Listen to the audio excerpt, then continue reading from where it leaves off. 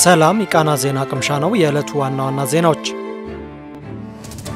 በጋምቤላ ክልል ሁሉም ወረዳዎችና የስደተኞች መጠለያ ጣቢያ የኮሌራ በሽታ ወረርሽኝን ለመከላከል ክትባት ሊሰጥ መሆኑ ተገለጸ። ክትባቱ እድሜያቸው ከ1 ዓመት በላይ ለሆኑ ህፃናትና አዋቂ ሰዎች በዘመቻ መልክ እንደሚሰጥ የክልሉ ጤና ቢሮ በፌስቡክ ገጹ ባወጣው መግለጫ ጠቁሟል። በዚህም ክትባቱ በሁሉም ወረዳዎች የስደተኛ መጠለያ ጣቢያዎች ለሚገኙ 900,000 ገደማ የህብረተሰብ ክፍሎች ከመጋቢት 18 እስከ 22 ቀን 2017 ዓ.ም ድረስ እንደሚሰጥ ተገልጿል። የክልሉ ጤና ቢሮ ምክትል ኃላፊ ፖል ቢየል የሚሰጠው ክትባት የተከሰተውን የኮሌራ በሽታ ወረርሽኝ ለመግታት ያለው ጠቀሜታ የጎላ እንደሆነ ተናግረዋል። በቅርቡ በክልሉ በኑዌር ብሔረሰብ ዞን በአኮቦ፣ ዋንቱዋ፣ ማኩዌና ላሬ ወረዳዎች የአተት በሽታ ተከስቶ የ9 ሰዎች ህይወት ማለፉ በወቅቱ መገለጹ ይታወሳል።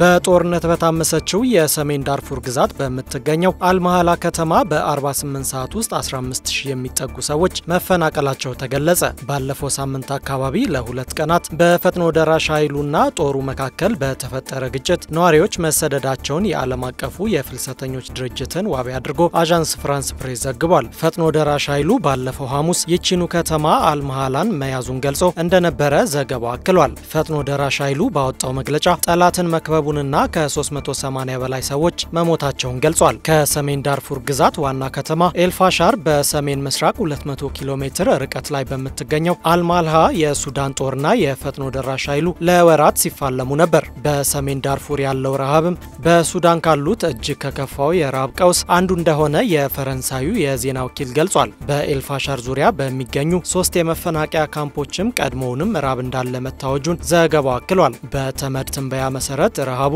እስከ መጪው ግንቦት ወር የግዛቲቱን ዋና ከተማ ጨምሮ ወደ 5 ተጨማሪ አካባቢዎች እንደሚስፋፋ ግምቱን አስቀምጧል። ከተጀመረ 2 ዓመት ሊሞላው አንድ ወር ያነሰ ጊዜ የቀረው የሱዳን ጦርነት ከ12 ሚሊዮን በላይ ነዋሪ ከመኖሪያ ቀየው ለመፈናቀሉና በ10 ሺዎች ለሚቆጠሩ ሰዎች ሞት መንስኤ ሆኗል። ሁለቱ ወገኖች ወደ ጦርነት እንዲያመሩ የገፋቸው ፈጥኖ ደራሽ ኃይሉ ወደ ጦሩ ማቀላቀልን በሚመለከት የተፈጠረ አለመግባባት ነበር። በጦርነቱም በሰሜን ዳርፉር ብቻ ወደ 1.7 ሚሊዮን የሚጠጉ ሰዎች መፈናቀላቸውንና ወደ 2 ሚሊዮን የሚጠጉ ሰዎች ደግሞ ከፍተኛ የምግብ ዋስትና እጦት እንደገጠማቸው የተመድ አሃዞች ያሳያሉ።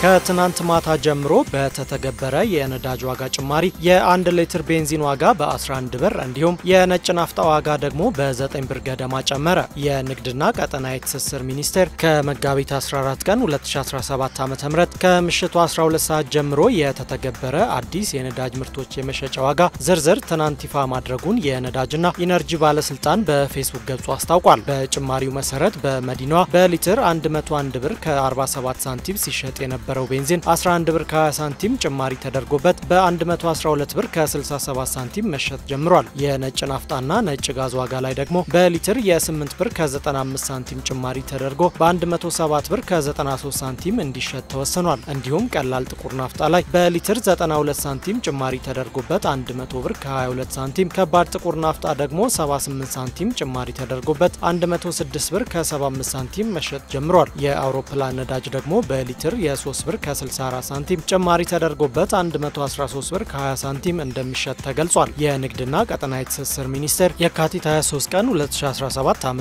የመጋቢት ወር የነዳጅ ምርቶች የችርቻሮ መሸጫ ዋጋ በነበረበት እንደሚቀጥል ማስታወቁ የሚታወስ ሲሆን ትላንት የተደረገው ጭማሪ ወሩ ሳይጠናቀቅ ተግባራዊ ለመደረጉ ምክንያት ዜናው እስከተጠናቀረበት ሰዓት ድረስ የተሰጠ ይፋዊ ማብራሪያ የለም።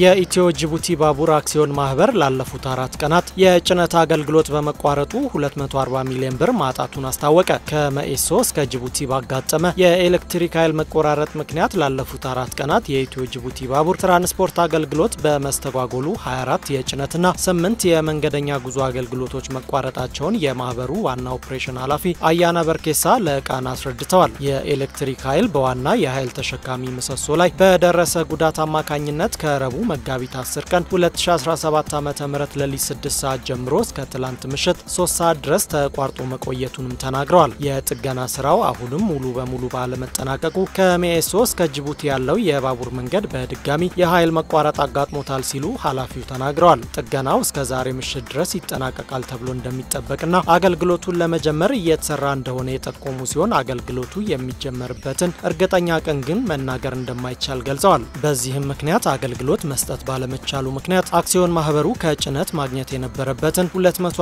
ሚሊዮን ብር ማጣቱንም ገልጸዋል። በተጨማሪም ከጅቡቲ ማዳበሪያና ሌሎች ምርቶችን የጫኑና ከአዲስ አበባ ወደ ጅቡቲ ወደብ ሊጓዙ የነበሩ ባቡሮች መንገድ ላይ መቆማቸውንም አብራርተዋል። ወደ ውጪ ሊላኩ የነበሩ ምርቶች በሰዓቱ ወደብ ላይ ባለመድረሳቸው መርከብ ያመለጣቸው ላኪዎች መኖራቸውም ታውቋል። ባለፉት 3 ወራት ብቻ 2 ጊዜ በኃይል መቆራረጥ የተስተጓጎለው የባቡር አገልግሎት የችግሩ መንስኤ በተፈጥሮና በስርቆት ምክንያት በመሆኑ ቅድመ ጥንቃቄ ማድረግ ከባድ መሆኑን ጠቁመዋል።